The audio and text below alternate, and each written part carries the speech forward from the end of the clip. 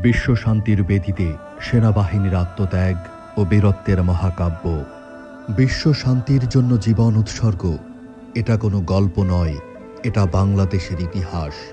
সুদানের আবেই এলাকায় জাতিসংঘ শান্তিরক্ষা মিশনে এক বর্বর সন্ত্রাসী ড্রোন হামলায় শহীদ হয়েছেন বাংলাদেশের ৬ জন অকুতভয় শান্তিরক্ষী।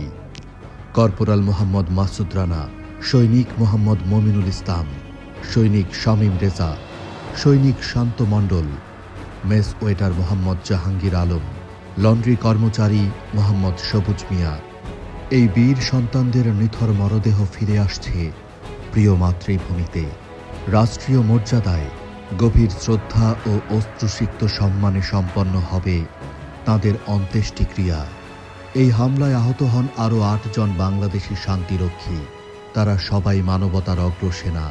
এই রক্ত কোনো পরাজয়ের নয়, এই রক্ত বিশ্ব শান্তির প্রতিজ্ঞা।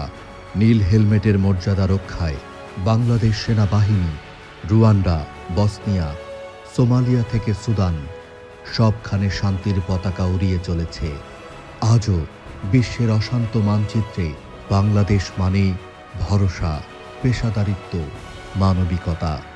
শহীদ ৬ শান্তিরক্ষীর আত্মত্যাগ শুধু একটি শোক বার্তা নয়, এটি বিশ্বের কাছে বাংলাদেশের অঙ্গীকার।